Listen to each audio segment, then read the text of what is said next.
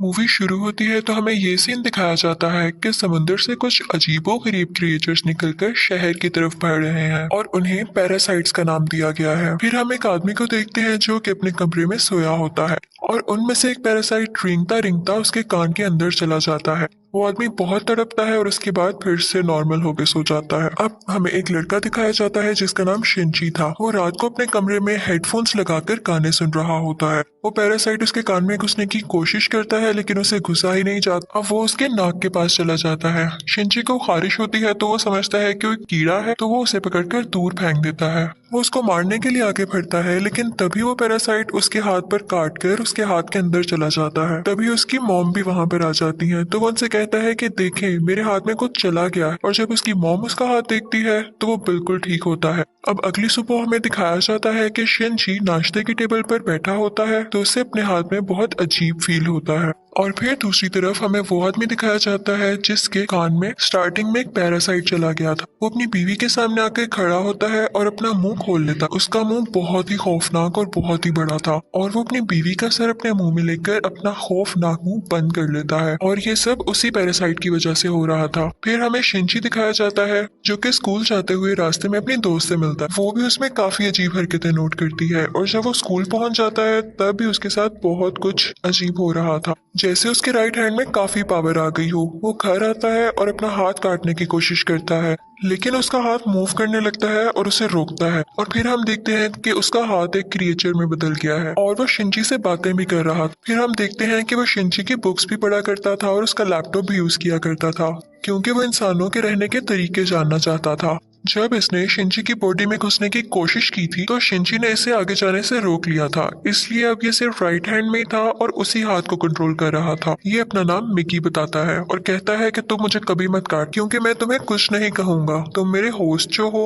अब हम देखते हैं कि शिनची और मिकी में दोस्ती होने लगी थी लेकिन बाकी सब लोग जिनको पैरासाइट्स ने इन्फेक्ट किया था वो पूरे शहर में बहुत तबाही मचा रहे थे और इंसानों को मारकर खा रहे थे। दूसरी तरफ मिकी शिनची को खींचकर एक रेस्टोरेंट की तरफ ले जाता है। वहां पर भी बहुत सारे इन्फेक्टेड लोग यानी पैरासाइट्स इंसानों का गोश्त खा रहे थे। वो शिनची को देखते हैं तो उन्हें लगता है कि ये भी इन्फेक्टेड है और उससे भी वो गोश्त देते हैं। लेकिन जब उन्हें पता चलता है कि ये पूरी तरह से तो इन्फेक्ट नहीं हुआ बल्कि ये अभी भी इंसान है तो वो उसे ही मारने के लिए आगे बढ़ते हैं। लेकिन मिकी उनको आगे से मारता है और शिनची की जान बचा लेता है क्योंकि अगर शिनची मर जाता तो वो खुद भी मर जाता और ये उसने अपने फायदे के लिए किया था। अब न्यूज आती है कि शहर के लोग मारे जा रहे हैं और किसी को कुछ समझ नहीं आ रहा कि इन्हें मारने वाला है कौन, क्योंकि पैरासाइट्स अपना ये काम बहुत होशियारी और छुप के कर रहे थे। शिनची मिकी से कहता है कि तुम अपने साथी पैरासाइट्स को क्यों नहीं कहते कि इंसानों को मत खाएं।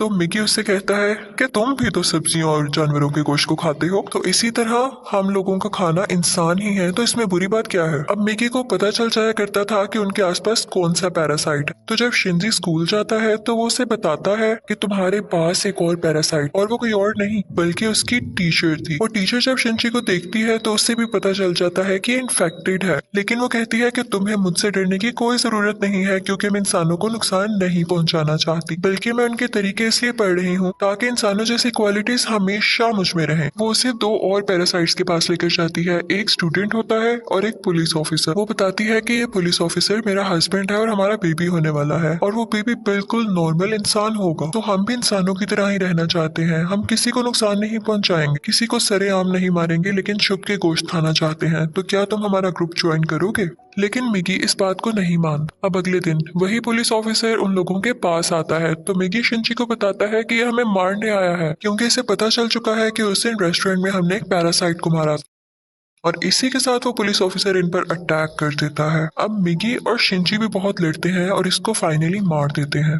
जब शिनची घर आता है तो उसे बहुत बुरा लग रहा कि उसने एक मर्डर कर दिया, लेकिन दूसरी तरफ हम देखते हैं कि पुलिस ऑफिसर की बॉडी से वो पैरासाइट निकलकर किसी और की बॉडी में चला जाता है और ये कोई और नहीं बल्कि शिनची की माँ थी और वो शिनची को मारने के लिए उसकी तरफ बढ़ रही थी। मिगी शिनची को बताता है कि तुम्हें मारना चाहती है, तो शिनची उसे कहता है कि खबरदार तुमने मेरी माँ को कुछ कहा, क्योंकि वो अपनी माँ से बहुत मोहब्बत करता था और वो नहीं चाहता था कि उसकी माँ मरे। लेकिन देखते ही देखते उसकी माँ का सर भी बाकी पैरासाइट्स की तरह खुलने लगता है और वो शिनची पर अटैक कर देती है। उसका बहुत खून जाया होता है और वो मरने के करीब होता है। लेकिन अगली सुबह हम देखते हैं कि वो दोबारा से उठ खड़ा हुआ है। तो मिगी उसे बताता है कि तुम बहुत जख्मी हो गए थे, लेकिन मैंने अपने सेल से तुम्हारे जख्म को ठीक कर दिया। लेकिन यहाँ बुरी बात ये थी कि अब शिनची की बॉडी में मिगी के सेल्स चले गए थे और अब वो पूरी तरह इन्फेक्ट हो रहा था। अब शिनची अपनी माँ को ढूंढने लगता है, लेकिन वो कहीं पर नहीं मिलती। तो वो टीचर के पास जाता है और पुलिस ऑफिसर के बारे में पूछता है, लेकिन वो टीचर भी उसे कुछ नहीं बताती। मिगी उसे बताता है कि अब दिन में मुझे भी 4 घंटे सोने की जरूरत पड़ेगी और उस वक्त मैं तुम्हें बचा नहीं सकूंगा, तुम्हें अकेले ही लड़ना होगा। लेकिन क्योंकि मिगी के सेल्स भी अब उसकी बॉडी में थे तो उसके अंदर मिगी की क्वालिटीज भी आने लगी। खैर, फिर हम देखते हैं कि वही स्टूडेंट जो टीचर ने दिखाया था, जो कि अब पैरासाइट बन चुका था, वो भी शिनची के स्कूल में ही एडमिशन ले लेता है।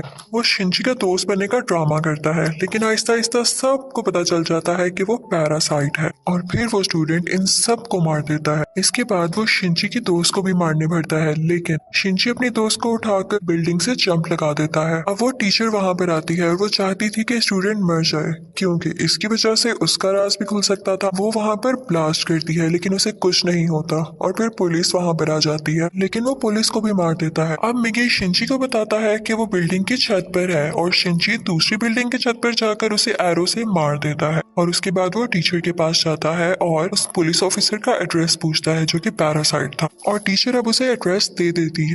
उस पुलिस ऑफिसर का पैरासाइट अब भी उसकी माँ के अंदर था। लेकिन यहाँ पर मिगी के सोने का टाइम हो जाता है, तो इसका मतलब ये था कि शिनची को यहाँ पर अकेले ही लड़ना था। उस पैरासाइट को खत्म करने के लिए जैसे तैसे करके वो उसकी गर्दन काट देता है, जिसके बाद उसकी माँ और वो पुलिस ऑफिसर दोनों मारे जाते हैं। फिर हम देखते हैं कि शिनची अपनी दोस्त से हॉस्पिटल मिलने जाता है।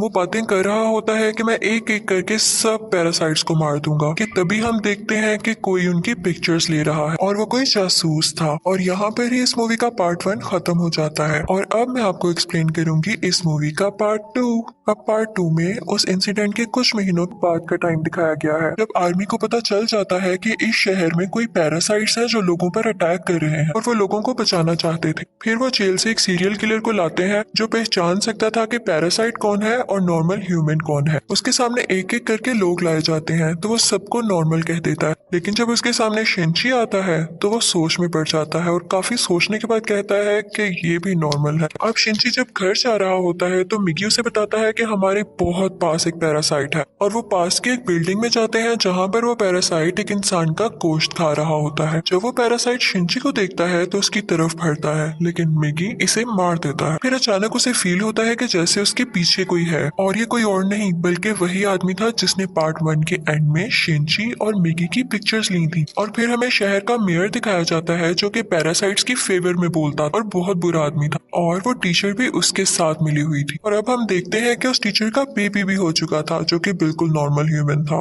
वो मेयर जान गया था कि शिनची पैरासाइट्स को मार रहा है, तो वो भी उसे मारना चाहता था, लेकिन टीचर उसे मना कर देती है। वो कहती है कि मिगी और शिनची आपस में जुड़े हुए हैं, तो मैं देखना चाहती हूँ ये कैसे एक साथ रहते हैं, और अगर तुम शिनची को मारोगे तो हमारा पैरासाइट मिगी भी मर जाएगा। और इसीलिए उसी ने शिनची के पीछे वो जासूस भेजा था ताकि उस पर नजर रख सके। शिनची एक दिन चल रहा होता है कि उसे फिर से फील होता है कि उसके पीछे कोई है। वो जासूस उसकी सारी बात सुनता है और उसे कहता है कि तुम्हें अपने बारे में पुलिस को बता देना चाहिए। तो शिनची उससे कहता है कि नहीं, पुलिस में भी बहुत सारे पैरासाइट्स भरे पड़े हैं। उसे यहाँ पता चल जाता है कि इस जासूस को टीचर ने उसके पीछे लगाया है। तो वो टीचर के पास जाता है और कहता है ये तुम सब क्या कर रहे हो, ये करना बंद क्यों नहीं कर देते हो। तो टीचर उससे कहती है तो तुम हमारे साथी पैरासाइट्स को क्यों मार रहे हो, वो सिर्फ अभी इंसानों को खाना सीख रहे हैं और कुछ देर बाद वो उनको मारना भी बंद कर देंगे।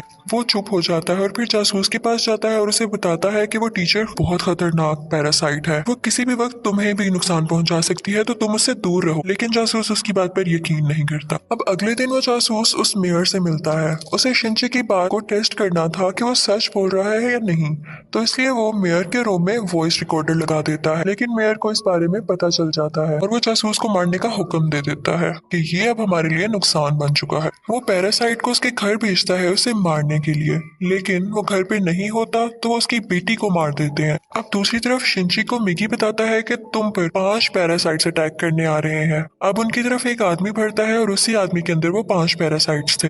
मिगी और शिंची उससे फाइट करते हैं और उसका सर उड़ा देते हैं। उन्हें लगता है कि अब ये मर चुका है, लेकिन अभी तो सिर्फ एक पैरासाइट मारा गया था और 4 अभी भी बाकी थे। बाकी के पैरासाइट्स उसके हाथ में आ जाते हैं और उसे कंट्रोल करने लगते हैं। अब वो टीचर मेयर से कहती है कि जब मैंने तुम्हें मना किया था कि तुम उस जासूस या शिंची को मारने के लिए पैरासाइट नहीं भिजवाओगे तो तुमने ऐसा क्यों किया। अब मेयर यहाँ पर नोट करता है कि उस टीचर के दिल में माँ बनने के बाद इंसानों वाले इमोशंस वापस आ रहे थे, तो इसे बात बिल्कुल अच्छी नहीं लगती। अब वो उस टीचर को मारने के लिए 3 पैरासाइट्स भेजता है, लेकिन चूंकि वो भी पैरासाइट थी तो उसको पता चल जाता है कि कोई उसे मारने आ रहा है और वो उनको पार्किंग में बुलाती है और उन तीनों से अकेले ही मुकाबला करके उन्हें मार देती है। लेकिन जब वो घर आती है तो वो देखती है कि उसका बच्चा वहां पर नहीं है और उसे एक नोट मिलता है जिस पर लिखा होता है कि तुम्हारा बच्चा मेरे पास है और ब्रिज पर मुझसे मिलने आओ। इनफैक्ट वो नोट उस जासूस का था। वो अपनी मरी हुई बेटी का बदला लेना चाहता था टीचर के इस बेबी को मारकर। वो टीचर घबराते हुए शिंची को भी अपने साथ वहां लेकर जाती है, तो शिंची उस जासूस को बताता है कि तुम्हें इसे मारकर कुछ नहीं मिलेगा क्योंकि ये बेबी एक नॉर्मल इंसान है। इसी दौरान आर्मी भी वहां पर आ जाती है और उन्हें पता चल जाता है कि मेयर ने अपनी बिल्डिंग के अंदर बहुत सारे पैरासाइट छुपाए हुए हैं।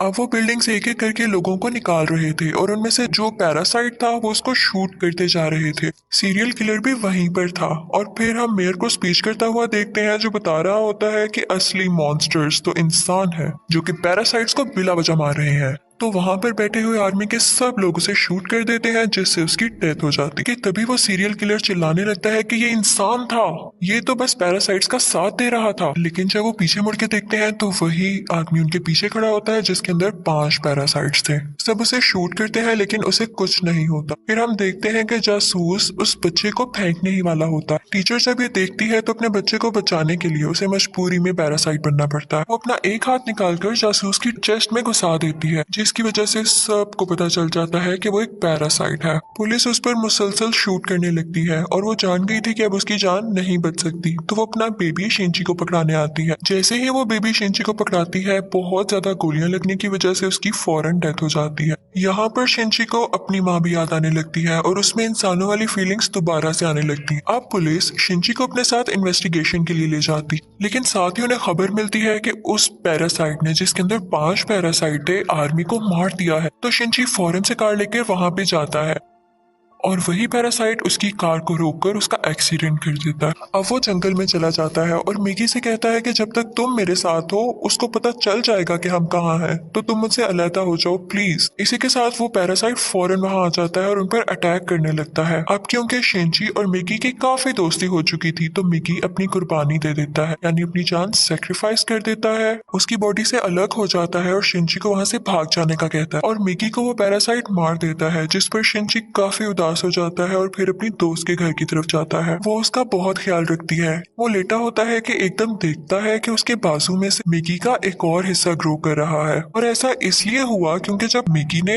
अपने बॉडी सेल्स से उसकी बॉडी को ठीक किया था तो मिगी के सेल्स भी तो उसकी बॉडी में आ गए थे, इसलिए वो चाहता तो दोबारा ग्रो कर सकता था। शिंची को फील हो गया था कि अब ये दोबारा आ रहा है तो उस पैरासाइट को दोबारा से पता चल जाएगा कि मैं कहाँ हूँ, तो वो अपनी दोस्त की जान बचाने के लिए उसको बाय कहकर वहां से चला जाता है। लेकिन जैसे वो बाहर जाता है तो वो पैरासाइट उसे पकड़ लेता है, लेकिन एक फैक्ट्री में पहुंचकर शिंची एक केमिकल रोड उसकी बॉडी में घुसा देता है, लेकिन उसे कुछ नहीं होता। तो वो कहता है कि तुम मुझे क्या समझ रहे हो, मैं तो तुम्हें मारकर बाकी इंसानों को भी मार दूंगा और फिर मैं और बाकी पैरासाइट्स इस दुनिया पर रूल करेंगे। वो उसे मारने ही वाला होता है कि मिगी फौरन से उसकी बॉडी में दोबारा ग्रो कर जाता है और उस पैरासाइट पर अटैक कर देता है। इसी के साथ उसकी बॉडी में कुछ होने लगता है और वो तड़पने लगता है। तो मिगी शिंची को बताता है कि जिस रोड से तुमने इसको मारा उस पर बहुत केमिकल्स लगे हुए और अब पैरासाइट्स इसकी बॉडी में नहीं रहना चाहते और एक एक करके सब पैरासाइट्स उसकी बॉडी छोड़ देते हैं और अब सिर्फ उसकी बॉडी का ढांचा बाकी रह गया। तो शिंची वो उठाकर नीचे आग में फेंक देता है जिससे फाइनली उसकी डेथ हो जाती है।